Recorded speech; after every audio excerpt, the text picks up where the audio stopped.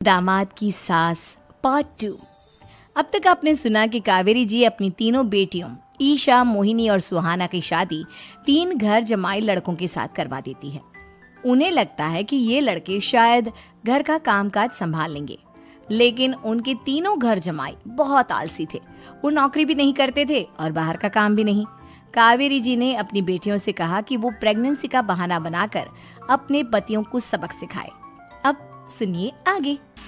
Mummy, आपने जैसा कहा था हमने वैसा ही किया, लेकिन देखिए ना, विवेक का हाल तो वैसा का वैसा ही है। घर में ना सुबह का नाश्ता बनता है और ना खाना। नौकरी पर जाने की बात करूं तो खाने को दौड़ते हैं मुझे। हाँ मम्मी, मैंने भी सुमित को कितनी बार कहा कि अगर नौकरी नहीं करनी तो कोई छोटी सी दुकान ही खोल लो। घर का खर्चा कैसे चलेगा? देखो दोपहर के 12 बजने आए और जनाब अभी तक सो रहे हैं। हाँ मम्मी, ईशा और सुहाना ठीक कहती हैं। अविनाश का भी यही हाल है। जब मैंने अपनी प्रेगनेंसी के बारे में कहा तो मुझसे कहने लगा, अरे दूसरी लड़कियां तो 9-9 महीने तक नौकरी करती है, बस डिलीवरी के टाइम छुट्टी लेती है। मोहिनी, तुम भी नौकरी करो। अब मुझे कहाँ नौकरी मिलेगी? मम्मी बताओ अब मैं क्या करूँ? हे भगवान, क्या सोचकर घर जमाई दामाद लाई थी मैं कि मेरी बेटियां मेरे पास रहेंगी और खुश रहेंगी, लेकिन इन आलसी दामादों ने तो हमारी जिंदगी को भी प्रॉब्लम में डाल दिया है। मैं तो कहती हूँ मम्मी, हम लोग वापस अपनी जॉब पर जाना शुरू कर देते हैं। बता देते हैं इन लोगों को कि हमने प्रेगनेंसी का बहाना किया है।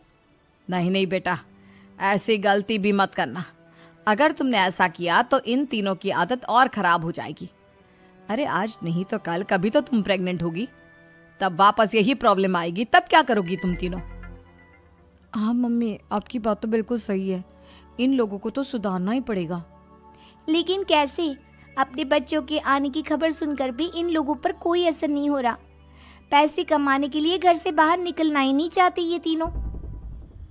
अब मेरे दिमाग में एक प्लान आया है। तुम तीनों चिंता मत करो, उन तीनों को बुलाओ, फिर मैं बात करती हूँ। थोड़ी देर बाद कावेरी जी अपने तीनों दामादों को सामने बुलाकर अपनी बात कहना शुरू करती हैं।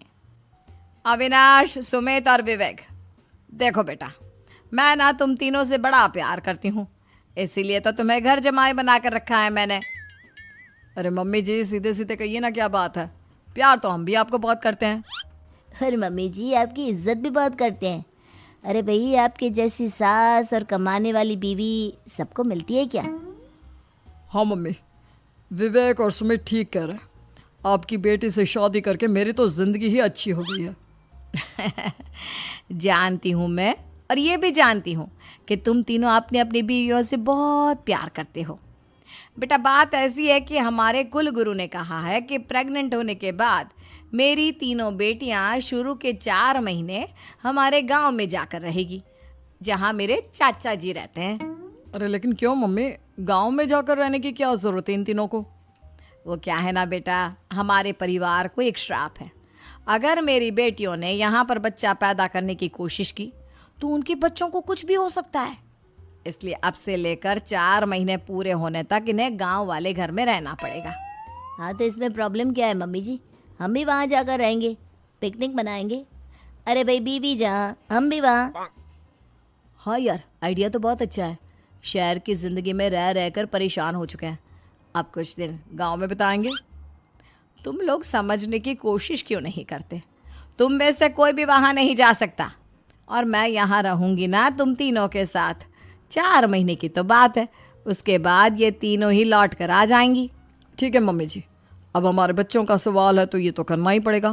कावेरी अपनी तीनों बेटियों को कुछ दिन के लिए घर से बाहर कहीं दूसरे शहर में रहने के लिए भेज देती है। कुछ दिनों के बाद, अरे मम्मी जी, बहुत दिन से पिज्ज़ा नहीं खाया, मंगवाइए ना। क्या बताऊं बेटा, पहले तो बेटियां खर्चा दे देती थी क्योंकि उनकी नौकरी थी, लेकिन अब तो मेरे पास पैसे ही नहीं बचे। थोड़े बहुत पैसे हैं जो बच्चों की डिलीवरी में काम आएंगे। लेकिन मम्मी जी, आपकी बेटियों को वापस आने में तो अभी बहुत वक्त बाकी है। वही सोच सोच कर परेशान हो रही हूँ। सोच रही हूँ कल से दूध भी बंद करवा देती हूँ। अब दूध वाले को देने के लिए पैसे भी तो नहीं है ना। अरे नहीं नहीं मम्मी जी, अगर दूध भी बंद करवा दोगी तो मुझे चाय कहाँ से मिलेगी? और चाय के बिना मैं तो मर ही जाऊंगा। क्या करूं बेटा, इसके अलावा हमारे पास कोई ऑप्शन नहीं है। मेरे पास पैसे ही नहीं बचे। इस तरह कावेरी जी धीरे धीरे अपने तीनों दामादों को पैसे देना बंद कर देती हैं और घर में खाने पीने की चीजें लाना भी बंद कर देती है। अब वो तीनों बुरी तरह से परेशान होने लगे थे और इसलिए एक दिन तीनों प्लान करके घर से बाहर निकलते हैं और बाजार में जाने के बाद यार अच्छा खाना खाए हुए कितने दिन हो गए, पता नहीं कब अच्छा खाना मिलेगा। हमारी बीवियों के जाने के बाद तो हमारी हालत भिखारियों जैसी हो गई है यार। कुछ भी हो, मुझे तो आज पिज्जा खाना ही खाना है। जेब में 1 रुपया नहीं है और पिज्जा खाएगा, कहाँ से आएंगे पैसे? अरे देख वहाँ सामने बोर्ड पर क्या लिखा हुआ है, कंप्यूटर पर काम करने के लिए एक आदमी की आवश्यकता है। भाई मैं तो जा रहा हूँ, काम करूँगा और शाम तक पैसे लाकर आराम से पिज्ज़ा खाऊंगा। जा जा, तुझे कोई काम नहीं देने वाला, हम तो घर जा रहे हैं। चल भाई सुमित। सुमित और अविनाश वहाँ से चले जाते हैं और विवेक उस कंप्यूटर शॉप पर सारा दिन काम करके 5,000 रुपये कमा कर घर लौट कर आता है और अपने खाने के लिए अच्छी अच्छी चीज़ें भी लेकर आता है। ये देखकर विवेक और सुमित के दिल में भी कुछ पैसे कमाने की इच्छा जागती है। अरे सुबह सुबह कहाँ चल दिए तुम? मम्मी जी एक बहुत अच्छी जगह मिली है, कंप्यूटर पर काम करने के 5,000 मिले थे कल मुझे। अगर रोज काम करूंगा तो पूरे 40,000 की तनख्वाह।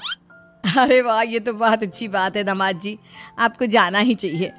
सुमित और अविनाश विवेक को इस तरह तरक्की करते देखकर परेशान हो जाते हैं और वो दोनों भी काम की तलाश में निकल पड़ते हैं। धीरे धीरे उन दोनों को भी काम मिल जाता है। अब कावेरी के तीनों दामाद छोटी मोटी नौकरी करके अच्छा पैसा कमाने लगे थे। एक दिन कावेरी उन्हें अपने पास बुलाती है। अरे वाह, विवेक 40,000 कमा लेता है, अविनाश 60,000 और सुमित तुम भी 40,000 के आसपास कमा ही लेते हो। कुल मिलाकर तुम अच्छे खासे पैसे कमा रहे हो बेटा। हाँ मम्मी जी, बहुत मजा आता है जब महीने के एंड में मोटी रकम हाथ में आती है। पूछिए मत मम्मी जी, घर में रहकर रोटी बना बना कर और तो जैसा महसूस होने लगा था मुझे तो। हाँ बेटा, तुम तीनों की बात तो बिल्कुल ठीक है और जानते हो अब तुम तीनों की पत्नियां भी वापस लौट कर आने वाली है। लेकिन मम्मी जी अभी तो उन्हें गए सिर्फ 2 महीने हुए हैं, आपने तो कहा था वो 4 महीने के बाद लौट कर आएंगी। ऐसा कुछ नहीं है बेटा, मैं सिर्फ तुम तीनों को सबक सिखाना चाहती थी कि आदमी घर में बैठकर बीवी की कमाई खाता हुआ अच्छा नहीं लगता। इस दुनिया में हर इंसान को मेहनत करनी चाहिए, काम करना चाहिए, चाहे वो औरत हो या आदमी, ताकि अपने परिवार को संभाल सके। कावेरी की बात सुनकर उन तीनों को अपनी गलती का एहसास होता है और कावेरी उन्हें सच बता देती है कि ईशा, सुहाना और मोहिनी शहर में ही कहीं दूसरी जगह रह रहे थे। शाम के वक्त उन तीनों की पत्नियां लौट कर आ जाती है और कावेरी जी का परिवार एक खुशहाल परिवार की तरह रहने लगता है।